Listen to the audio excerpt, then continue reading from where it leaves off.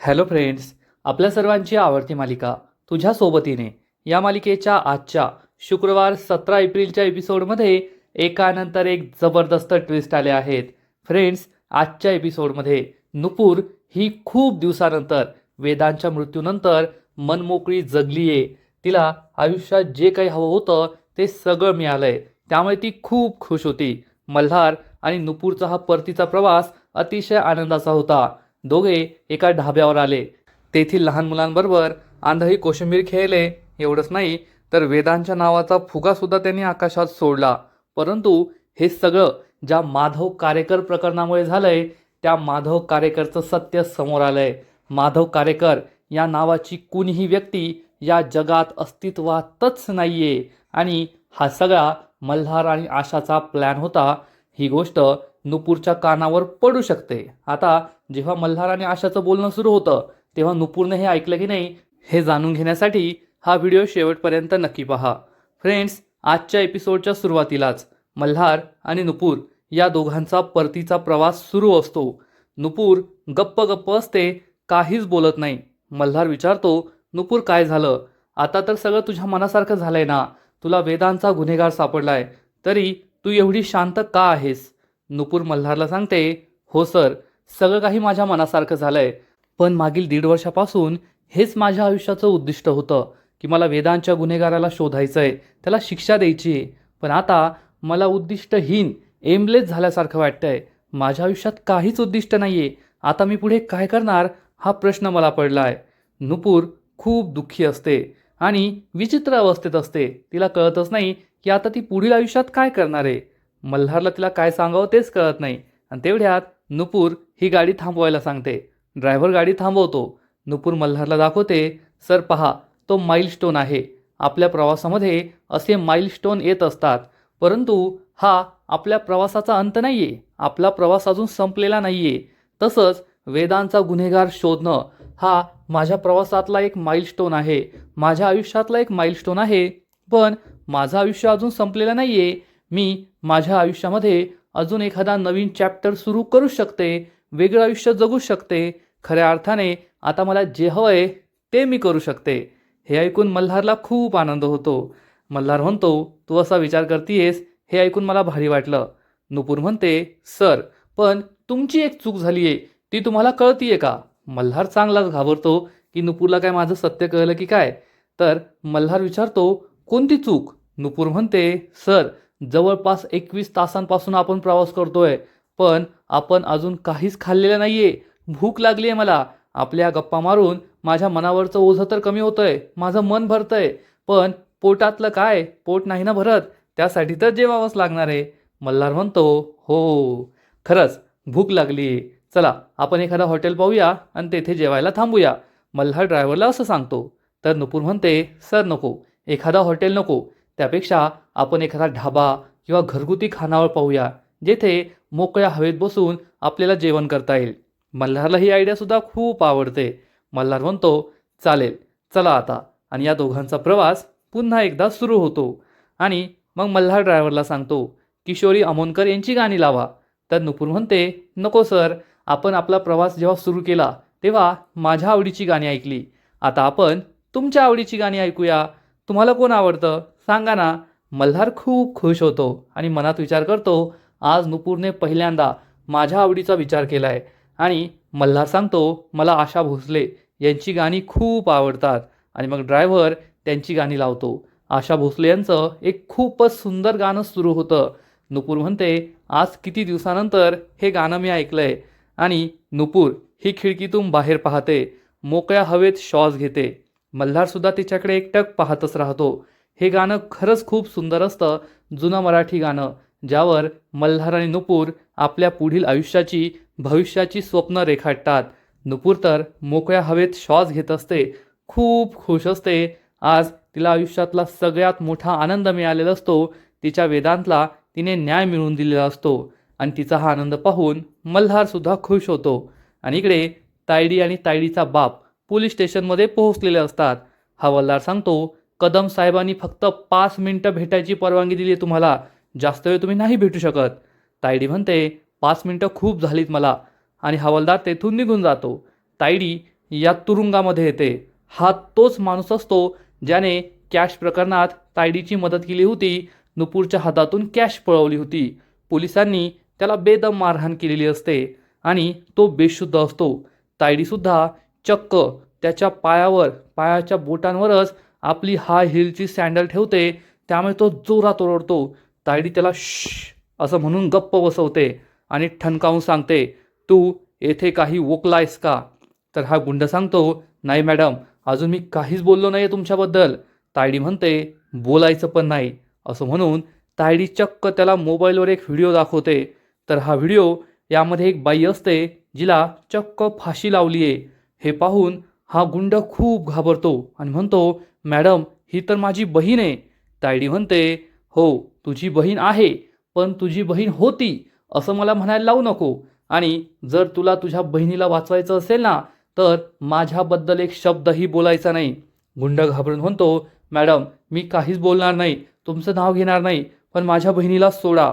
तायडी चिडून म्हणते, तुला असं वाटत असेल की तू क्रिमिनल आहेस, पण मी क्रिमिनल माइंडेड आहे आणि मी तुझ्यापेक्षा जास्त डेंजरस आहे, हे लक्षात ठेवायचं.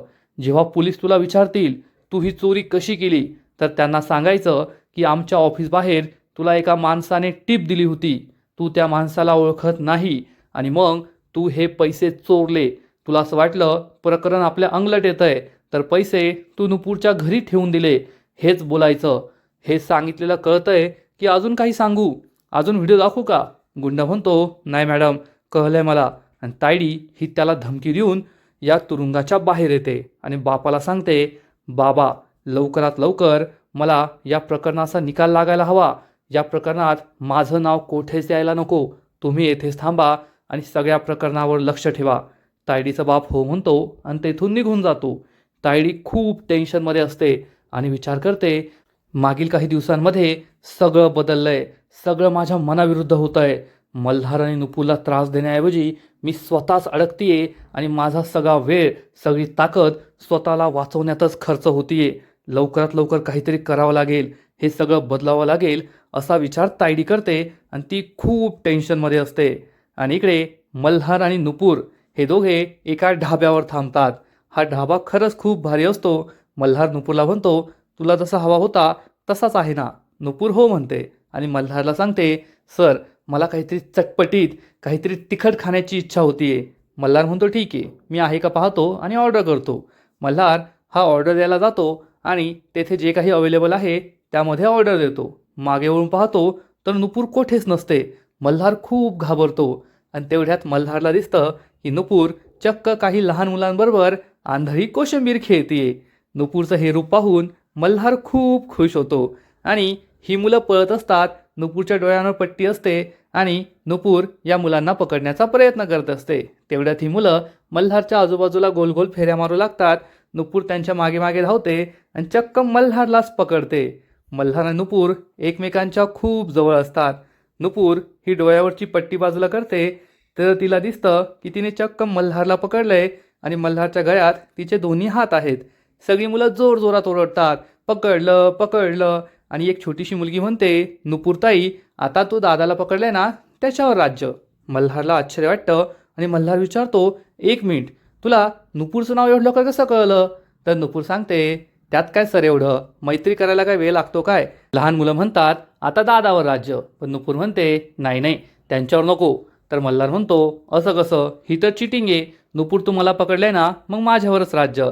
नुपूर मल्हारच्या डोळ्यावर पट्टी बांधते आणि मग मल्हार नुपूर आणि सगळ्या मुलांना पकडण्याचा प्रयत्न करत असतो. मुलं इकडची तिकडं धावत असतात, पण त्याच वेळेस मल्हार हा नुपूरला पकडतो. मल्हार डोळ्यावरची पट्टी बाजूला करतो तर नुपूर आणि मल्हार एकमेकांच्या खूप जवळ असतात आणि बॅकग्राऊंडमध्ये एक रोमॅन्टिक गाणं सुरू होतं. दोघेही पहिल्यांदाच एकमेकांकडे एवढे प्रेमाने पाहत असतात. नुपूरसुद्धा आता बिनधास्त झालेली असते आणि मल्हारसोबत फ्लर्ट करत असते, त्याच्याबरोबर प्रेमाने पाहत असते. तेवढ्यात लहान मुलं ओरडतात, पकडलं पकडलं. तेव्हा हे दोघे भानावर येतात आणि मग ही लहान मुलगी पुन्हा म्हणते, आता परत नुपूरताईवर राज्य. आम्हाला तर असं वाटतंय की तुम्ही दोघेच एकमेकांबरोबर खेळताय. नुपूर म्हणते, नाही नाही, असं काही नाही आहे. आणि मग मल्हारच्या गळ्यामध्ये ही डोळ्यावरची पट्टी बांधलेली असते, त्याची गाठण मल्हारकडून काही सुटत नाही. नुपूर मल्हारच्या जवळ येते आणि ही गाठण सोडवते आणि हे दोघे पुन्हा एकदा एकमेकाच्या नजरेत हरवून जातात. ही गाठण सुटते आणि मल्हार नुपूरच्या डोळ्यावर ही पट्टी बांधतो. नुपूर ही मल्हार आणि इतर मुलांना शोधत असते, पण यावेळेस मल्हार हा दूर उभा राहतो आणि नुपूर या सगळ्या मुलांना पकडत असते. नुपूरला इतकं स्वच्छंदीपणे मनमोकळेपणे खेळताना पाहून मल्हारला सुद्धा आनंद होतो आणि मग त्यांचा आंधळी कोशिंबीर हा खेळ संपतो. नुपूर सगळ्या मुलांना फुगे विकत आणून देते आणि मल्हारला सुद्धा एक फुगा देते आणि म्हणते, सर, हा एक फुगा तुमच्यासाठी. तुम्हाला माहिती आहे का, मला हा फुगा हवेत आकाशात उडवायला खूप आवडतो. विचारा का? मल्हार विचारतो का? तर नुपूर सांगते, कारण जशी आपण आपली दुःख कवटाळून बसतो तसाच फुगासुद्धा हातात कवटाळून बसतो आणि जसा आपण हा फुगा हवेत उडवतो तशीच आपण आपली दुःखसुद्धा अशी उडून लावायला हवीत. त्यांना कवटाळून बसायला नको. म्हणून मल्हारला हे लॉजिक आवडतं. नुपूर म्हणते, सर, तुम्ही हा फुगा घ्या आणि तुमचं जे दुःख आहे ते हवेत सोडून द्या. मल्हार आणि नुपूर दोघेसुद्धा वेदांचं नाव घेतात की हा फुगा वेदांसाठी. नुपूरला खूप आनंद होतो. मल्हार आणि नुपूर वेदांच्या नवीन आयुष्यासाठी हा फुगा हवेत आकाशात सोडून देतात आणि बाकीची सगळी लहान मुलं माणसंसुद्धा सर्व फुगे आकाशात सोडून देतात. आकाशात ही उडणारे फुगे पाहून नुपूरला खूप आनंद होतो. मल्हारसुद्धा खूप खुश होतो. त्यांना खूप मनमोकळं वाटत असतं. वेदांचा गुन्हेगार सापडला म्हणून दोघे खूप खुश असतात. थोड्या वेळानंतर नुपूर घरी असते. आशाच्या मांडीवर डोकं ठेवून झोपलेली असते आणि आशा म्हणते, नुपूर, हे सगळं खरंच खूप विचित्र आहे ना, कारण त्या माधव कारेकरने आपल्या वेदांचा जीव घेतला आणि विधात्याने त्याची शिक्षा त्याला आधीच देऊन टाकली होती. त्याचा मृत्यूसुद्धा असाच चक्क रोड ॲक्सिडेंटमध्येच झाला. नुपूर म्हणते, हो आई, मला सुद्धा विचित्र वाटलं, पण मल्हार सर मला म्हणाले की चांगल्या माणसामागे नेहमी देव असतो. वेदांत खूप चांगला होता ना, आणि त्याच्याबरोबर जे काही घडलं ते देवाला सुद्धा नाही आवडलं, म्हणून देवाने परस्परच त्या माधव कारेकरला शिक्षा देऊन टाकली. हे ऐकून आशाला बरं वाटतं आणि मग नुपूर ही आशाला झालेला सगळा प्रकार सांगते की तेथे गेल्यावर काय घडलं. मला माधव कारेकरचं सत्य कळालं आणि मग मल्हारने मला कसं सावरलं. आम्ही दोघांनी हवेत फुगे उडवले, आंधळी कोशिंबीर खेळली, आमचा प्रवास खूप छान होता, असं नुपूर तिला भरभरून सांगते. त्यामुळे आशाला सुद्धा आनंद होतो आणि आशाला ती सांगते, आई, माझे केस आहे ना खूप जास्त गुंता झालाय प्रवासामुळे, तू माझ्या केसाचा गुंता सोडून देशील का? आशा म्हणते, हो, देईल ना, कारण खूप गुंता सोडवायचाच आहे आपल्याला. आशा ही आपल्या ड्रॉवरजवळ येते. यातून ती एक बाटली काढते आणि तेथेच नुपूर आणि वेदांचा सुद्धा फोटो असतो. हा फोटो पाहून आशाला वाईट वाटतं. आशा वेदांतला म्हणते, वेदांत, मी हे जे काही करते ना ते नुपूरसाठी करते, नुपूरच्या आनंदासाठी करते आणि नुपूर खुश राहावी अशी तुझीसुद्धा इच्छा असेल ना, तू सुद्धा नक्कीच खुश असशील आणि काहीतरी आनंद मिळवण्यासाठी काही गोष्टी मागे पडलेल्याच बऱ्या, असा विचार करून आशा या फोटोकडेच पाहत असते.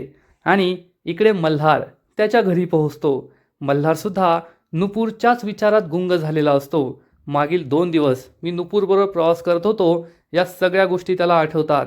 नुपूरला जेव्हा माधव कारेकरचं सत्य कळालं तेव्हा नुपूर रडत रडत आली आणि तिने मला मिठी मारली, हे त्याला आठवतं. गाडीमध्ये नुपूरने माझ्या आवडीची गाणी लावायला सांगितली. पहिल्यांदाच तिने माझ्या आवडीबद्दल काही ती बोलली, हे त्याला आठवतं. आणि मग आपण आंधळी कोशिंबीर खेळली, हे सुद्धा त्याला आठवतं. मल्हार हा नुपूरच्याच आठवणीत रंगून गेलेला असतो आणि आता मी ज्या वेदांचा अपघात केला आहे त्याची होणारी बायको नुपूरपेक्षा माझी नुपूर, असा विचार तो नुपूरबद्दल करत असतो. खूप खुश असतो. त्याच्या चेहऱ्यावर जी गोड स्माईल असते त्यावरूनच हे कळून येतं की तो नुपूरच्या पूर्ण प्रेमात पडला आहे. आणि मग मल्हार हा हसत हसत स्माईल करत करत त्याच्या रूममध्ये जाणार इतक्यात तायडी त्याला आवाज देते, मल्हार. आणि तायडीला पाहून मल्हारला धक्काच बसतो. मल्हारला आठवतं की जेव्हा नुपूरबरोबर मी सोलापूरला जात होतो तेव्हा तायडी आमचा पाठलाग करत होती आणि नक्कीच आता तायडी मला त्याबद्दलच प्रश्न विचारणार. तायडी मला विचारणार की तू नुपूरबरोबर कोठे गेला होता? मी तुझा पाठलाग करत होते, तू जाणून बुजून मला टाळलंस का? वेगळा रस्ता पकडलास का? असं तायडी विचारणार. आणि मग तायडीच्या प्रश्नांची काय उत्तर द्यायची, हाच प्रश्न मल्हारला पडतो आणि आजचा एपिसोड येथेच संपतो. फ्रेंड्स, तुझ्या सोबतीने या मालिकेचा आजचा एपिसोड खरंच खूप भारी होता. खूप इंटरेस्टिंग होता. आजचा एपिसोड पाहायला मजा आली. आता खऱ्या अर्थाने नुपूर वेदांच्या धक्क्यातून त्याच्या दुःखातून बाहेर आली आहे असं म्हटलं तर चुकीचं ठरणार नाही. ज्या प्रकारे नुपूरने प्रवास केला, आपल्या पुढील आयुष्याच्या नवीन चॅप्टरबद्दल ती बोलली, नवीन आयुष्य सुरू करायचं तिने ठरवलंय आणि मग त्यानंतर नुपूर आणि मल्हार यांचा एकत्र प्रवास, त्यांचं एकत्र आंधळी कोशिंबीर खेळणं, त्यांचं एकत्र हसणं खेळणं हे सगळं पाहून खरंच खूप भारी वाटलं, यात शंका नाही. आणि लवकरच या दोघांची जोडी एकत्र यावी. हळूहळू दोघेही एकमेकांच्या प्रेमात पडतंय असंच वाटतंय. मल्हार तर नुपूरच्या प्रेमात पडलाय, पण नुपूरसुद्धा लवकरच त्याच्या प्रेमात पडेल असं वाटतंय. आजचा एपिसोड तर खरंच खूप भारी होता, पण या मालिकेचा पुढील एपिसोड आणखीन भारी असणारे, आणखीन मोठा ट्विस्ट या मालिकेत येणारे. मग नेमकं घडणार तरी काय? तर फ्रेंड्स, तुझ्या सोबतीने या मालिकेच्या पुढील एपिसोडमध्ये आपण पाहू की मल्हारच्या ऑफिसमध्ये अनेक पत्रकार मंडळी आलेली असतील आणि ते मल्हारला लग्नाबद्दल विचारतील की मल्हार सर, तुम्हाला लग्नासाठी कशी मुलगी हवी आहे, कशी मुलगी तुम्हाला बायको म्हणून हवी आहे, तिच्यात कोणकोणत्या क्वालिटीज असायला हव्या. आणि मग मल्हार या सगळ्या क्वालिटी या पत्रकारांना सांगणार. तायडीसुद्धा तेथे असेल आणि पत्रकार म्हणतील, सर तुम्हाला तर सर्व गुण संपन्न मुलगी हवी आहे, अशी मुलगी तुम्हाला सापडेल का? आणि त्याच वेळेस नुपूर तेथे कोल्ड्रिंक्स घेऊन येईल आणि मल्हार हा नुपूरकडे पाहून म्हणणार, हो अशी मुलगी मला सापडली आहे. नुपूर ही मल्हारकडे आश्चर्याने पाहिल आणि सगळ्यात मोठा धक्का बसलेला असेल तायडीला. तायडीला जबर धक्का बसणार की मल्हार ज्या मुलीच्या क्वालिटींविषयी बोलत होता त्या सगळ्या क्वालिटी तर या एकट्या नुपूरमध्ये आहेत आणि मल्हार हा नुपूरच्या प्रेमात वेडा झालाय. जर त्याने नुपूरला लग्नासाठी विचारलं आणि नुपूरसुद्धा हो म्हणाली, या दोघांचं लग्न झालं, तर आपला खेळ खल्लास हे तायडीला समजणार आणि तायडी चांगलीच घाबरलेली असेल. थोड्या वेळानंतर आशा मल्हारला आपल्या चाळीत भेटायला बोलवणार आणि ती मल्हारला सांगणार की माधव कारेकर हा व्यक्ती कधी अस्तित्वातच नव्हता. ही गोष्ट नुपूरला कळता कामा नये. म्हणजे मागील 3-4 दिवसांपासून जे माधव कारेकर प्रकरण आपल्या सगळ्यांना कळतच नाहीये की हा माधव कारेकर कोण होता. त्याचा उलगडा आता झालाय. नुपूरला पुन्हा एकदा सुखी आयुष्य देण्यासाठी मल्हार आणि आशा या दोघांनी मिळून माधव कारेकर नावाचा माणूस उभा केलाय, जो खरंच अस्तित्वात नाहीये. याचा अर्थ इन्स्पेक्टर कदमने सुद्धा मल्हार आणि आशाला मदत केली होती. त्याचबरोबर माधव कारेकरचं घर, त्याची आई, बायको हे सगळं खोटं होतं आणि आशा मल्हारला हेच ठणकावून सांगत असेल की याबद्दल नुपूरला काही कळता कामा नये. पण त्याच वेळेस नुपूर घराबाहेर येणार आणि जोरात ओरडणार, आई. नुपूरने आपलं सगळं बोलणं ऐकले काय, अशी भीती मल्हार आणि नुपूरला वाटणार. मग नेमकं झालंय तरी काय? हे माधव कारेकर प्रकरण या दोघांनी कसं समोर आणलंय आणि नुपूरला याबद्दल समजणार का, हे तर पुढील एपिसोडमध्येच कळेल. तर फ्रेंड्स, तुम्हाला सुद्धा तुझ्या सोबतीने ही मालिका आवडते का? हा नवीन ट्विस्ट आवडलाय का? नक्कीच कमेंट करून सांगा. आणि या मालिकेचे असेच नवीन नवीन एपिसोड, नवीन नवीन अपडेट सर्वात आधी पाहण्यासाठी व्हिडिओला लाईक करा, शेअर करा, चॅनलला सबस्क्राईब करून बेल आयकॉनवर क्लिक करा. म्हणजे या मालिकेचे नवीन नवीन एपिसोड तुम्हाला सर्वात आधी पाहायला मिळतील. खूप खूप खूप धन्यवाद.